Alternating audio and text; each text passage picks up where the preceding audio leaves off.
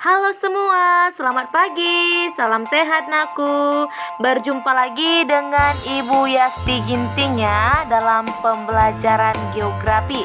Ya, kita harus tetap semangat dan tetap semangat ya nak, walaupun kita belajar dari rumah. Baik, hari ini kita akan mempelajari bab yang kedua, yaitu tentang interaksi keruangan desa dan kota. Ya, silahkan kamu simak video berikut ini. Nah, di bab ini kita akan mempelajari sub KD-nya, yaitu yang pertama, kita harus mengetahui bagaimana struktur keruangan desa, yang kedua, struktur keruangan kota, dan ketiga, teori keruangan kota, dan empat, interaksi desa dan kota, dan yang kelima, dampak interaksi keruangan desa dan kota ya. Jadi dalam pertemuan ini kita khusus mempelajari struktur keruangan desa. Baik, yang pertama yaitu pengertian desa. Nah, desa berasal dari bahasa Sanskerta yaitu desi, yang artinya nakku tanah kelahiran atau tumpah darah. Paham ya? Dan istilah desa itu nak di setiap daerah memiliki penamaan yang berbeda ya, bermacam-macam namanya. Nah, coba kamu lihat di slide kita. Orang Makassar dia mengatakan desa itu adalah negeri ya. Orang Bali dia mengatakan desa itu adalah Banjar. Sedangkan kita orang Sumut mengatakan desa itu adalah huta ya, berdasarkan sukunya ya. Jadi mempunyai perbedaan dalam penamaan tapi dengan arti yang sama ya. Paham ya nak ya? Kemudian menurut pemerintah yaitu Undang-Undang Nomor 6 Tahun 2014, dia mengartikan desa adalah kesatuan masyarakat hukum yang memiliki batas wilayah yang berwenang untuk mengatur dan mengurus urusan pemerintah, kepentingan masyarakat setempat dan berdasarkan prakarsa masyarakat, hak asal-usul dan hak tradisional yang diakui dan dihormati dalam sistem pemerintahan Negara Kesatuan Republik Indonesia. Selanjutnya, pengertian desa menurut ahli. Ya, Ibu ambil dua ahli ya nak. Yang pertama yaitu menurut Sutarjo, dia mengartikan desa adalah satu kesatuan hukum di mana bertempat tinggal suatu masyarakat yang berkuasa mengadakan pemerintahan sendiri. Itu menurut Sutarjo. Sedangkan menurut pakar geografi Universitas Gadjah Mada yaitu Bitarto, desa adalah perwujudan geografis yang ditimbulkan oleh unsur-unsur fisiografi, ekonomi, politik, dan kultural setempat dalam hubungan dan pengaruh timbal balik dengan daerah lainnya. Paham ya nak ya? Baik, selanjutnya nakku kita lihat ciri-ciri masyarakat desa. Yang pertama, dekat dengan alam. Yang kedua, ikatan sosialnya kuat. Dan yang ketiga, adat istiadat dan norma agama juga kuat. Dan yang keempat, hubungan kekerabatan bersifat panghuban. Nah, di sini dia itu bersifat panghuban artinya hubungan mereka yang sangat erat ya, erat kali kekeluargaannya seperti itu ya. Yang kelima, pola pikirnya tradisional dan irasional. Dan yang terakhir, struktur ekonomi agraris ya, secara bertani ya nak ya. Nah, kemudian bagaimana syarat terbentuknya desa? Nah, syaratnya itu seperti berikut, adanya unsur-unsur desa. Yang pertama nak, harus punya wilayah ya. Yang kedua, adanya penduduk. Dan ketiga, adanya tata kehidupan atau pemerintah. Seperti yang digambar kita yang di kaki gunung ini nak. Di situ kan ada suatu wilayah ya, dan penduduknya juga ada. Ya, terus juga ada pemerintahan yang mengatur seperti lurah, kepala desanya, ataupun camatnya. Seperti itu ya nak ya. Paham ya? Baik, selanjutnya kita bahas klasifikasi masyarakat desa menurut perkembangannya. Ya, dimana dia itu terbagi menjadi 3 tahap.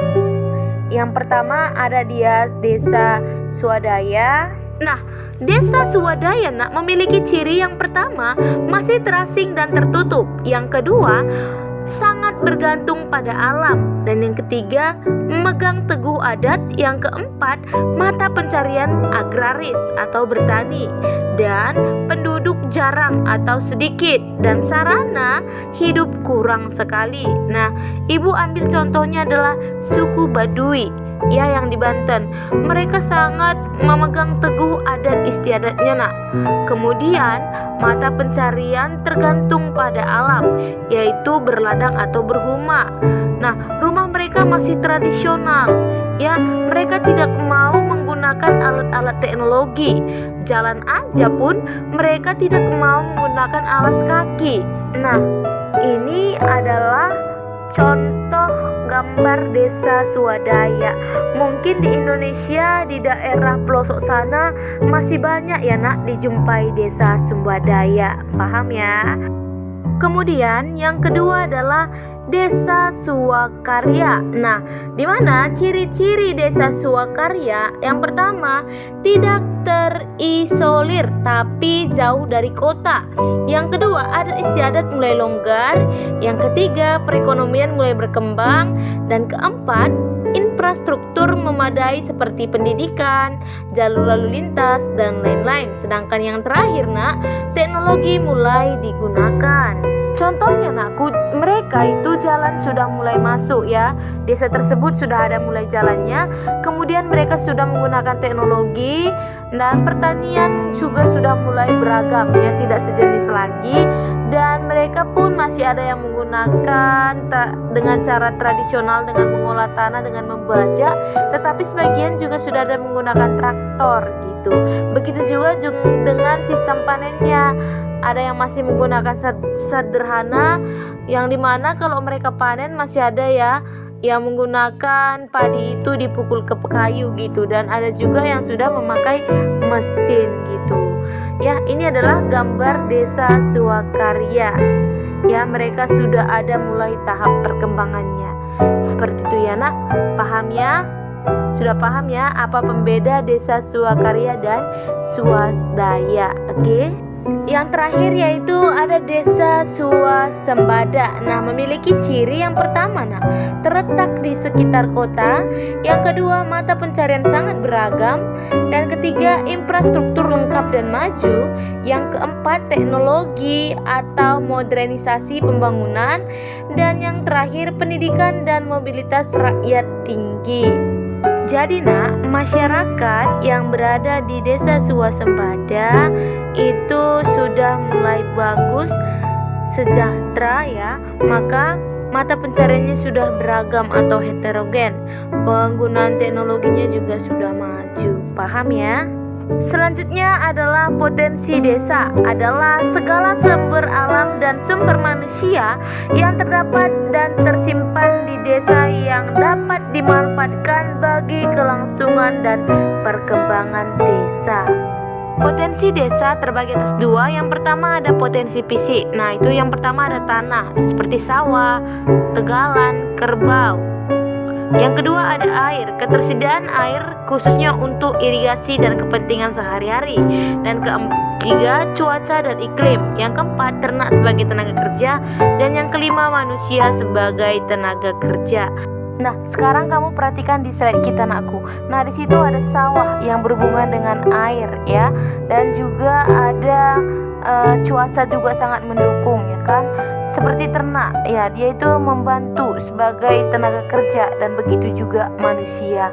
Nah, itu yang dikatakan dengan potensi fisik. Oke, paham ya? Selanjutnya yaitu potensi non fisik. Nah, yang pertama ada dia aparatur ya. Yang kedua ada lembaga sosial desa, dan ketiga ada kegiatan masyarakat desa. Dapat kamu perhatikan di slide kita. Nah, dengan adanya kerjasama, nak, yang dapat kamu lihat di gambar di slide kita, di situ dengan adanya kerjasama bisa dilakukan secara bersama-sama atau secara bergotong royong. Paham ya? Baik, selanjutnya adalah pola pemukiman penduduk desa. Menurut pakar Indonesia ada 3. Perhatikan ya, nak. Yang pertama adalah pola memusat, yaitu pola pemukiman penduduk yang menggerombol atau memusat pada lokasi tertentu, sementara sawah atau ladang melingkunginya. Faktornya adalah yang pertama karena adanya topografi yang datar. Yang kedua, sumber air tanah dalam. Yang ketiga, tanahnya subur. Dan yang terakhir, faktor keamanan. Ya, itu ya faktornya kenapa memusat. Nah, dapat kamu lihat contoh yang ada di slide, nak. Oke. Yang kedua adalah pola menyebar. Adalah pola pemukiman penduduk yang menyebar atau tersebar tidak merata di berbagai tempat. Nah, faktornya itu kenapa seperti itu? Yang pertama, topografinya tidak rata. Yang kedua, sumber air tanah dangkal. Yang ketiga, tanahnya tidak subur atau daerah kapur atau karst. Yang terakhir, dataran banjir, ya. Nah, coba kamu perhatikan gambar yang ada di slide kita. Nah, di situ dia dampak desanya atau rumahnya menyebar, ya. Ada yang di gunung, ditengok dia mana yang datar, yang layak bisa pembangunan. Paham ya? Nah, yang terakhir adalah pola memanjang. Adalah pola pemukiman penduduk yang memanjang mengikuti pola atau fasilitas tertentu. Nah, faktornya itu dia mengikuti fasilitas tertentu seperti jalan, rel kereta api, sungai, dan pantai. Paham ya, nak ya? Nah, dapat kamu lihat di gambar kita ini, nakku. Yang pertama ini itu dia mengikuti jalan, ya. Yang kedua, dia mengikuti garis sungai. Yang ketiga, yang ada garis panah itu warna kuning di situ, itu dia mengikuti garis pantai. Sedangkan yang terakhir ini adalah menggunakan, bisa dikatakan dia itu radikal. Oke, yang terakhir kita bahas yaitu fungsi dan manfaat desa bagi kota.